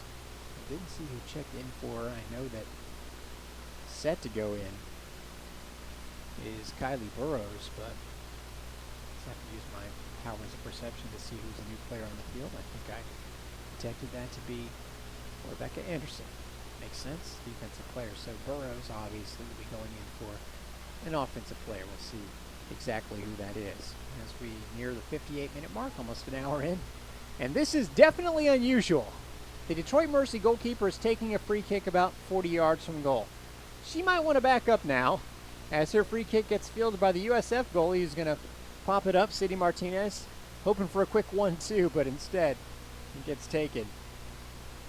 Alertly so by Hannah Alexis, the outstanding freshman for Detroit, realizing the situation. She actually knocks the ball up in a dangerous-looking way, but Kelly Burney, as is her wont, all over the ball. Played back to her by Fleet Pleasant as the Bulls look comfortable playing the ball in their penalty box. And with a 3-0 lead, you can afford to look a little bit more comfortable in that situation. Across the field by Cook to Burney. She's just so darn good. As Denise Schulte-Brown said, she's a stud, even though her pass there gets away from Katie Kitching. Actually, may have the soundbite here that I could play for you guys in a second, where we had Denise Schulte-Brown after the most recent Bulls win last Friday against, there's a foul on the Bulls, with a few, as we hit the hour mark here. Last Friday against Baylor, and she was essentially praising the efforts of her senior or upperclassman defensive player, Kelly Burnley. Burney is a sophomore. You heard my slip up there, calling her a senior. That's a compliment, man. That just shows you how much of a presence she has. I actually have that comment here for you. I'll play it during the break because if you didn't hear it. This was after the Bulls win against Baylor, and she was talking about the defensive play of the team, which you have to have against a speedy team like Baylor, a team that had scored 6 goals its last time out. And Kelly Burney spearheading that defense, and just feel good about a player like her back there. Not to mention she has a highlight of winning the conference tournament championship with the PK last year against UCF. Ball played up the pitch to Evelyn Vienne, 1-on-4. She's going to see if her odds can land her a chance, but cleared away nicely by Detroit. Good job there by the Titans. Picked up on Vienne and her ability, not letting her roam as free as they once were. Probably a smart move on their part. Carly Fiorito, the outstanding defensive player for Detroit, stealing the ball there. Still Detroit's possession. Fiorito, who had that winning goal on a free kick with 21 seconds left against Central Michigan in their home opener on Sunday. Just her second goal. She's a senior. She came up and had a moment of magic, which has not carried over. Her only other goal was against Northwood as a freshman. I gotta tell you, I have no idea where Northwood is. Perhaps it's in the north somewhere. I feel like I need to look that up as the Bulls maintain possession here as we get past the hour mark. Northwood University. Evelyn Vienne here chips it over defender, and she's going to try and knock it around the goalie, and she does for a goal. USF extends its lead as Evelyn Vienne chips the ball around a crestfallen Titans player. And as Manzo tries helplessly to, reading the situation, fend her off, wasn't going to happen. Evelyn Vienne gets her second goal, and the Bulls take a 4-0 lead. And that is probably going to do it for Evelyn Vienne tonight as she scores. It's past the 61-minute mark. All smiles for the Bulls as she glad hands head coach Denise Schulte-Brown. That is going to do it for her. I would be stunned if she goes back in the game. The result that she has tonight certainly has netted her, pun intended, an early seat on the bench. That was Vienne's wheelhouse. Her 5th shot of the game results in her 2nd goal. And USF leads it 4-0. Just had a feeling that would be about the scoreline here tonight, honestly. You never want to predict anything like that, thinking it's going to be easy, but just based on recent results anyway, and the fact that Detroit is trying to work in a lot of newcomers, you had to figure on a lopsided score. 4-0 it is. USF with less than a half hour to go. So Evan Vienne is out for the Bulls, scoring 2 goals. By the way, Northwood is in Midland, Michigan. That makes sense. As Detroit's first 3 games were against Central, Eastern, and Western Michigan this year, it would make sense that they would just play as many teams from Michigan as possible. So the Bulls with a 14-2 shot advantage and with a 4-0 score advantage here tonight. Looking to add on if they possibly can. It's Furlan in the middle of the penalty box area. Burrows out there as well. Hochstadter, is she ever going to take a seat on the bench? Probably not. Still have Bernie and Polanco in the back. Blethen, looks like Wagner has taken an early night with Anderson slotting in on the right side. Actually, Anderson's playing, she's a defender slash midfielder. She is playing in the midfield with Cook on that right side of the defense. And as I'm saying her name, she has the ball. Passes it to Kelly Burney. Tremendous sophomore up to Polanco. Speaking of tremendous, freshman. As the Bulls right around that beautiful USF logo in the center of the bench. Hochstadter gets the slotted pass. She sends it up to Burrows, and a little bit too heavy of a touch, intercepted by Detroit. Good play there by Casey Couturier, a junior. She was an all-freshman team player a couple of years ago for Detroit. Furlan has it back, but has it intercepted. The Bulls indeed getting some of their bench players on the field. Not a ton. I feel like Sidney Martinez wants to get off the snide here. And she does a great job chasing down the ball that looked like it was headed out of bounds and earns a corner kick. As she chased it down, kept it in bounds, only for the Detroit player to catch up to it and knock it out. Aubrey McGrath heads in. Sidney Nacello comes out. So my prediction for Sidney Nacello scoring a goal, probably not going to happen here tonight. Well, this is good. The Bulls get to go to their backup goalkeeper. It's not a bad thing. Will Farquharson into the game as we hit the 64-minute mark.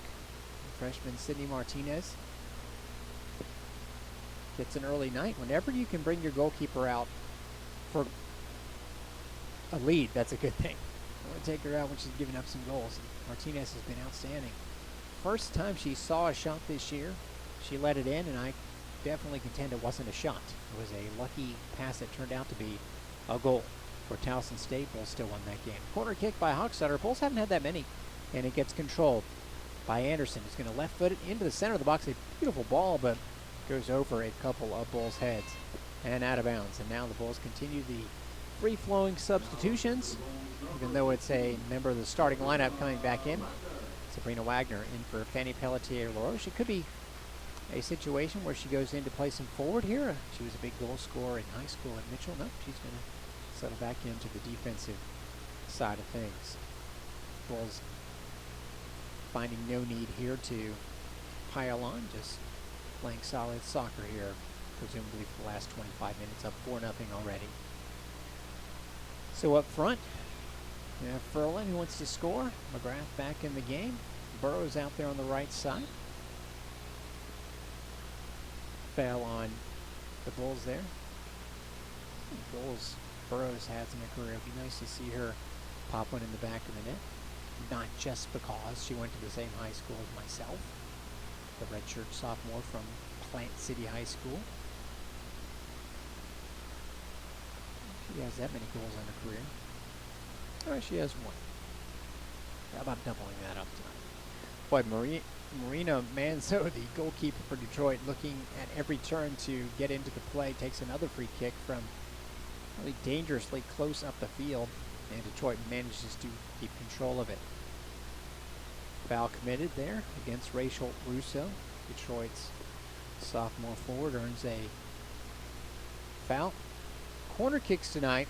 This is a stat that found quite intriguing and very overwhelming as far as kind of how things have gone for the opponent.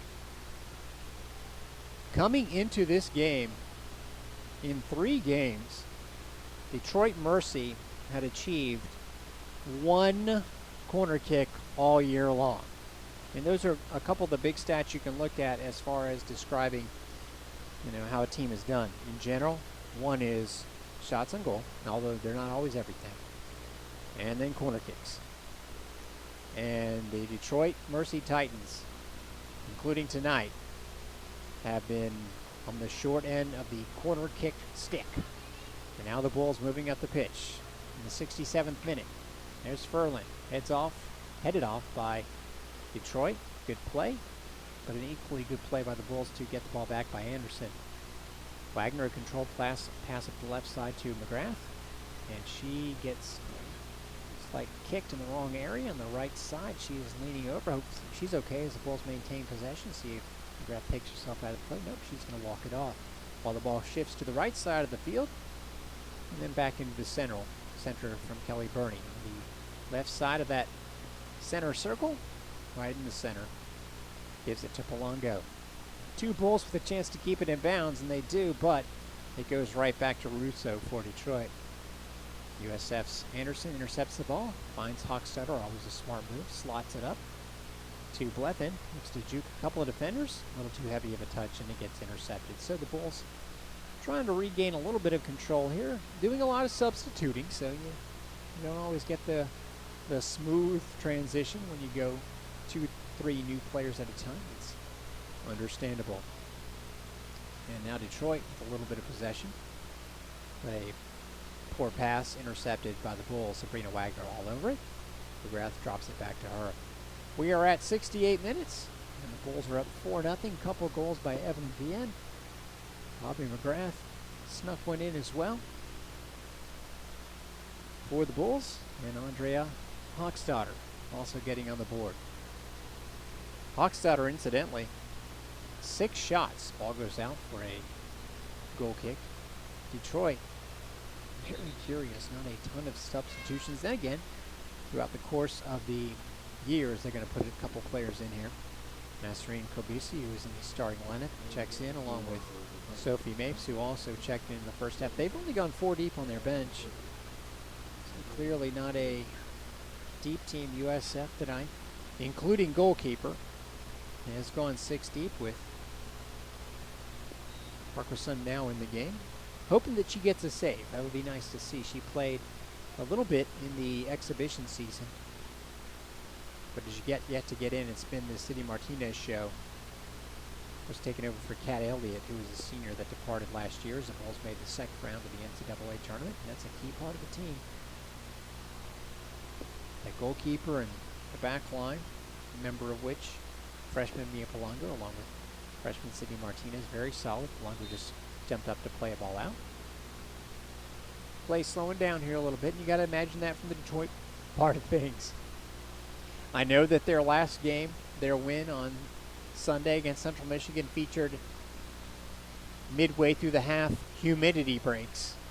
But all due respect to Michigan humidity, I'm going to guess it's not as intense as Florida humidity.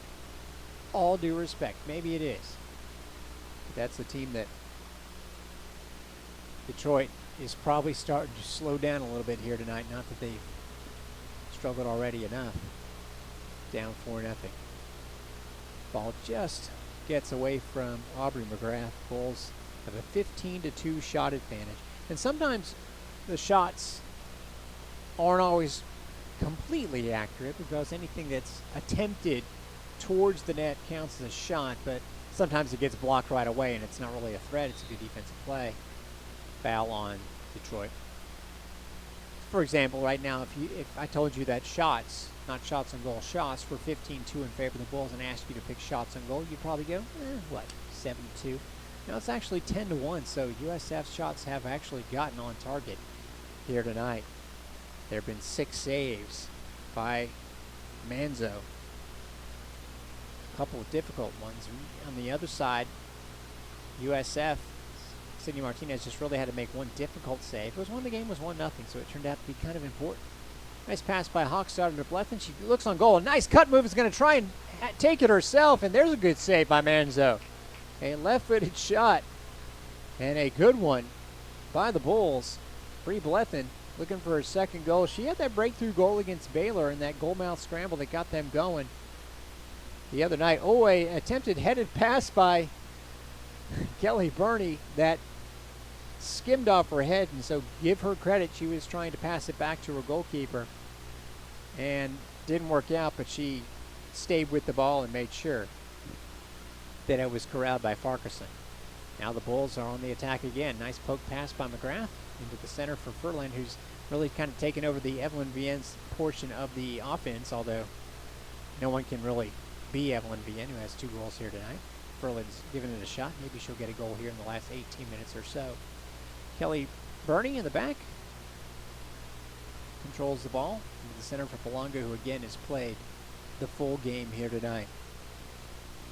Pretty sure she has done that. I'm looking up my numbers right now. Played every single minute as a freshman in this her now 4th game. Bree Blethyn checking out for the Bulls. A couple of players who haven't got a whole ton of playing time. Great to see them in the lineup. Cassidy Callenborn, the junior from Sun Lake High School, and Autumn Woodard, a freshman out of Ridgeview High School in Orange Park, are into the match. See if they can get it going here for the Bulls. As with 17 minutes left, no need for Denise Schulte-Brown to have too many of her starters still in the game, although something tells me that Andrea Hochstadter just never goes out of the game. Just never. She may, but it just doesn't seem right. She's still in there. Like looking out there right now as we hit 73 minutes. Palonga is still in there in the beginning along with Burney. Got to have your central defenders, right? I'll give up that portion of it. Wagner has the ball on the left side near the penalty box. He's going to cross it in. He's been playing off and off. Manzo doesn't clear it completely. McGrath tries to settle it back out for just in the game Callenborn, and she's going to let loose a decent shot, but it's corralled in by Detroit's goalie, Marina Manzo. Let's see, Palongo did sit out 15 minutes in that Auburn game. And as I recall, that was a very, very hot day and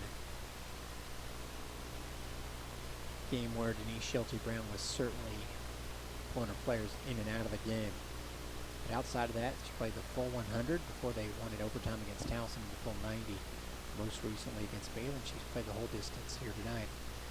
Anderson jumping into the defense off the bench, passes it over to the right side to Burney, moving up into the attacking third. Bulls up 4-0, looking to add more, not playing too conservatively here, but again, emptying their bench for the most part. Let's pass up to Anderson by Hochstad, but she is headed off by 3 different Detroit Mercy players. It's clearly going to take a cross right now. I don't think the Bulls are going to be able to attack via the dribble. Hochstadter slots it over to Cook on the right side and back out towards the center of the field to Burney. Someone just turned off the lights behind me. It's okay. Gonna have an idea what's going on out there. Oh, Burrows getting a little too aggressive. Bulls really haven't had that many moments like that. The only game where they and Denise Schulte-Brown thought that the official on a road game against an SEC team was a little too whistle happy, but you could see by watching that game, it was the only one that the Bulls kind of let their emotions get the better of them and ended up getting called for 24 fouls. Okay, so maybe they only committed 15 or 16, but it was a lot of fouls tonight. We are just at 8 apiece, which is about normal. Nothing crazy at all, but that was definitely a foul, and the official, by the way, is doing a good job here tonight. No one ever says that. I try to whenever it's possible. Woodard off the bench, and now on the ground, charging for a ball, but the Bulls keep it alive as we get to less than 15 minutes to go. Aubrey McGrath, as the Bulls continue to stay on Detroit's side of the field, 17-2 shot advantage. Looking to get another one in. Hochstatter, who has a goal here tonight, sees Wagner up the left-hand side. She has a goal-scoring touch. She's going to look for a cross. Instead, looks for a runner, and 3 teammates possibly there, but none of them get the ball. Instead, it goes to Burrows. She lays it out to Anderson, who's going to have a long shot, and it goes wide left. So it's kind of interesting to see Sabrina Wagner there, who certainly has evolved into a great defensive player for the Bulls, but has a scorer's mentality, trust me. Choose for the pass there. Well, there's Andrea Hochstatter getting a early night with about 13 minutes left. She's going to check out. Aubrey McGrath alongside of her checks out as well. Hannah Seibold comes into the game along with the senior Jordan Tuttle. So now the Bulls really going deep on their bench. They've pretty much gone double as far as, in fact, they have played 10 players, almost completely double of their starting lineup 11, including the goalie. Let's see if one of the bench players can get on the scoreboard. Seibold just jumps right in and intercepts the ball. She is looking like someone with a little bit more pep in her step than the rest of the folks who have been running around for a little bit longer, but loses control there, tries to gain it back, a little bit too aggressive, but finds a teammate. And then it's up to Jordan Tuttle. She slots it back very patiently off the bench. Sometimes you come in off the bench trying to do too much, but Tuttle with a pass back as the Bulls look to regain control. Wagner on the left side right in front of me, going from my right to on my left. There's Anderson to Kelly Burney, with a few starters still in the game. Tuttle with a nice maneuver in the center of the field, and right to a Detroit player. But Wagner recollects it, and the Bulls look to reset. On the left side here, slots it to Cassidy Callenborn. Little Pasco County connection there, Mitchell and Sunlight. And the ball goes out of bounds. Speaking of connections, there's an easy to determine connection when you look at the Detroit Mercy roster. I almost said literally, but the kids say literally way too often these days. It's annoying. So I won't say it. But everybody, there's a foul. Time called here. Did we just get Jordan Tuttle in a one-on-one conversation here for a little time wasting? Jordan Tuttle getting a talking to that I'm going to guess that the head official might have just felt like doing some officiating there because there was nothing to it either way. But everyone on the Detroit Mercy roster is from one of two places, Michigan or Canada. That is it. So, makes sense. Detroit Mercy. I need to tell you where it's located. Picked to finish 8th in the Horizon League out of 10 teams. Again, coming into Tampa on a high note with a goal with 20 seconds left to beat Central Michigan, but they lost their first 2 games before that and really got outplayed in the first 2. It wasn't one of those things where they played well and managed to lose. They got outplayed. Farquharson with a good play there for USF. Mildly dangerous ball played into the box by Detroit. A searching ball, though they really haven't had anything of note of late. Foul committed by the Bulls. 12 minutes to go, they're up 4-0. You can always tell, if a team has really been hanging in games or not, and Detroit outshot, I'm going to make sure I'm right on the stats, something to the tune of 51-17 coming into the day, and it's 17-2 so far here tonight. 51-17 is right on the money, so make it 68-19, and then corner kicks coming in 14-1. Just one corner kick attempted by Detroit. That is a bad stat they probably want to deal with. Chance at a corner kick there as the ball was played in, but off the head of a Detroit player. So we're talking about the fact that they've only gotten one corner kick all year. Megan Pace, a junior defensive player, put one in the general area where you would either get a shot on goal or maybe a clearance that would lead to a corner kick, but instead it was headed wide by the Titans. About 11 minutes to go. Bulls up 4-0 on the strength of 2 goals in each half here tonight. Autumn Woodard off the bench, getting into some action for a rare time here in her freshman season. The Bulls definitely relying on some freshmen this year. In the middle, Mia Polongo. In the back, goalkeeper Sidney Martinez. Sidney Nasello also in front line. And now the Bulls have owned a corner kick of their own. Earned, he said. Grace Adams about to check back in. Here comes Kelly Burney. She should get a big hand. She has, and Denise Schulte Brown comes out to greet her first thing as Kelly Burney gets her first, I'm going to guess, time off the field all year long. And I think that might make for the fact that only Mia Polongo, the freshman, has not logged every single minute of foul on the corner kick play. It'll go to Detroit. Yeah, Burney had played every minute of the season so far. And Polongo's still out there. I'm going to be speculating, but also looking it up at the same time. Okay, so Polongo did miss some minutes at some point this season, but goodness gracious, she has played a ton of minutes and is still in there tonight. Yeah, Polongo has skipped out on 25 minutes. Coming into the day, the goalkeeper, Sidney Martinez, who is out.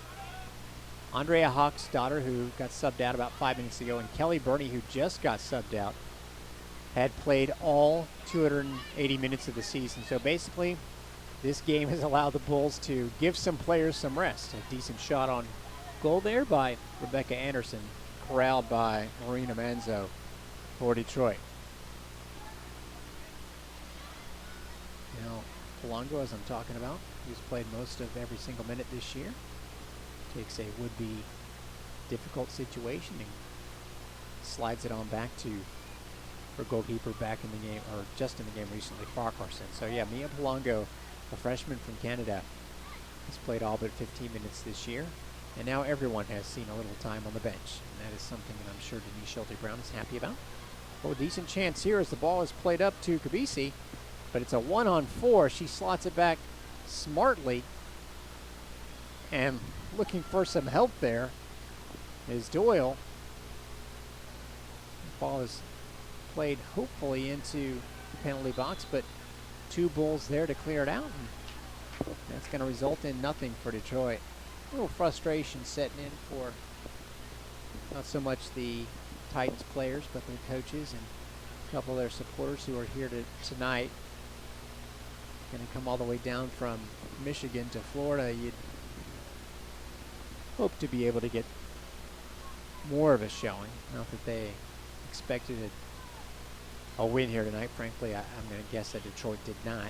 Ball played out of bounds, so the Titans have a chance here with 8 minutes to go for a throw-in in an advantageous position. As a freshman, Emily Lorkowski checks in. Several freshmen trying to work their way into the rotation. A couple already have. I mentioned Hannah Alexis's name here a few times here tonight. Very, very impressive looking freshman in the center of that defense. She has played the full 90 the last 2 games. She's played the full game here tonight. Nasreen Kabesi, who just had a chance at a attack, has played 80 minutes in the last 2 as a freshman. Emily Lorkowski checking into the game. Last year, Detroit was foul on the Titans with 7 minutes plus to go. The Titans last year, just 4 wins, only 1 in conference play. They won their first 2 games. They tied their first and then won their next 2, I should say. So they were off to a 2-0-1 start and then finished 2-11. Or 2-13, but in that stretch, 9 of those 13 losses were by 1 goal. So it's not like you got run off the pitch like they are here tonight. And there goes Polongo out of the game. Getting a little bit of a break. She will play all but 6 minutes and change of this one. You know, when I was watching an exhibition game when USF played Washington, the Huskies incidentally, who beat them on that night 5-1. And it was an exhibition game, and the Bulls had no normal lineup in there. They were, just mixing and matching, not playing the same players that they would play in the opener. But I noticed that Polanco was getting a lot of time in that game, and I thought, wow, she's playing quite a bit. And then here comes the opener, and she's playing, and she's getting the start over Cheyenne Dennis, who was the supposedly, along with Kelly Burney, going to be the two central defenders, sophomores returning from last year. But Dennis has become a reserve. Now she is going to play for her country, and maybe that's a portion of the reason why Denise Shelter-Brown knew that she would have to get somebody else in there in the back. But Polanco has been more than some sort of, let's just see if she can help out for a while. She's been very solid as a freshman. 5.5 minutes to go. Jordan Tuttle, who is a senior from PA, controls the ball, gets it back to Bree Blethyn. Blethyn up to Callenborn. Back to Grace Adams, who's getting extended time here tonight, which has been nice to see. Adams has played every minute of the second half. Could be a nice development. She was, when you talk about Cheyenne Dennis being a reliable and solid and constant member of the defensive portion of the team, but Adams certainly was that until she got hurt. Now she's starting to get back. Again, not at full speed because of the knee injury, but with the big brace, still looking pretty good. Out there tonight and getting a lot of minutes. Left wing, chance there for Anna Siebold, but intercepted. Tuttle with a nice move to get it back around Alexis.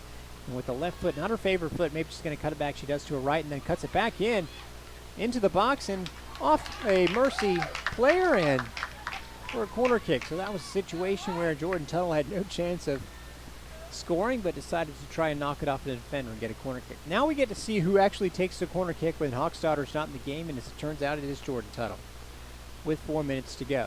From the left side, Jordan puts her hands up. 5 players in the box. Good-looking ball until it curls out of bounds and out of play. And then it'll be a goal kick, Detroit.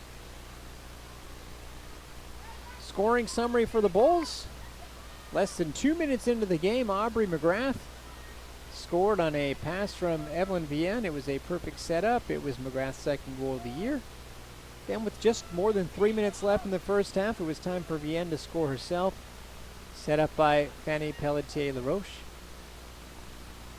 10-minute mark of the second half, Andrea Hochstadter got her first goal of the year from Sidney Martinez, and then Vienne's second goal. I don't see any assists recorded on that one, but frankly, it was a good setup by McGrath and Pelletier-LaRoche. I'm a little surprised to see there's no assist there. You know, one thing that's good about the scoring in college soccer is that you get the double assist if they are, and I always think that's pretty critical. I mean, just like in hockey, sometimes that first feed that sort of sets up the scoring opportunity is even more important or more vital than the actual last assist. So I dig the fact that there are double assists when applicable in soccer. And for whatever reason, on that second goal by the end, there was no one assist, but that's okay. She's got 2 goals. Siebold tries to play one in. Didn't get much on it as far as a shot goes, but it'll count as a shot. And that's shot number 20 on the night for the Bulls, as we have 2.5 minutes to go. 20-2 on shots, and that's about how this game has gone. Kelly Doyle and Rachel Russo, the proud owners of Shots for Detroit. Autumn Woodard for USF. Tries to feed it over to fellow sub Jordan Tuttle, but a little short. Tuttle still hustling out there, so is Burrows for USF. Got a lot of players out there on the bench, and all of them are running around, not seeing this game to the finish line in a non-hustling way. A decent shot there, and gathered in by Farquharson. That is definitely going to be a legitimate third shot of the game, and it was taken by Kelly Doyle. He's gotten a whopping 2 shots here now. She had a goal for Detroit Mercy in its second game. Titans lost their first game to Western Michigan 3-0. They got outplayed in that game, but they give up a goal with 10 seconds left in the first half. Think about it, going into first and halftime down 1-0, or at least you think you are, and all of a sudden it's 2-0. They lost 3-0. Then Eastern Michigan, they were down 2-0 before getting a goal by the aforementioned just got a shot off Doyle in the 70th minute.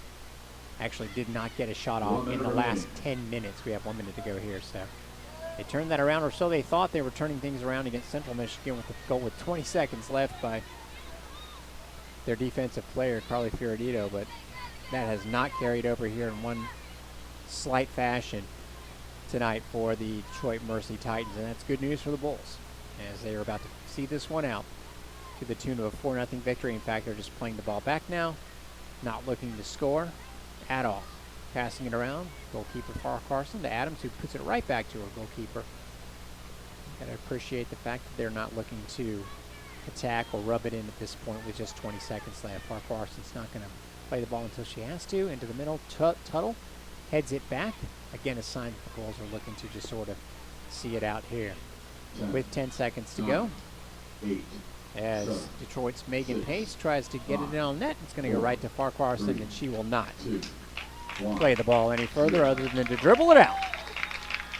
And dribble out a victory for the Bulls here tonight. Final score, USF 4, Detroit Mercy 0, a thorough domination the whole way through. We'll have some final numbers when we come back.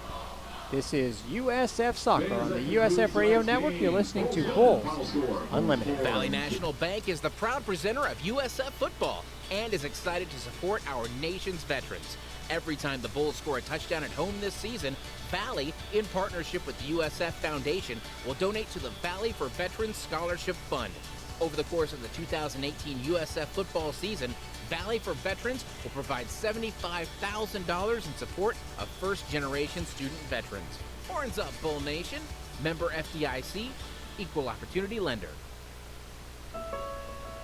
As the region's first and largest teaching hospital, Tampa General partners with the USF Health Morsani College of Medicine to pioneer breakthrough treatments, conduct game-changing clinical research, and train the next generation of healthcare professionals, which means the care we deliver today makes it possible for you to enjoy more tomorrows. Tampa General Hospital. Other hospitals practice medicine. We define it. Bulls fans, opening night is getting closer and closer.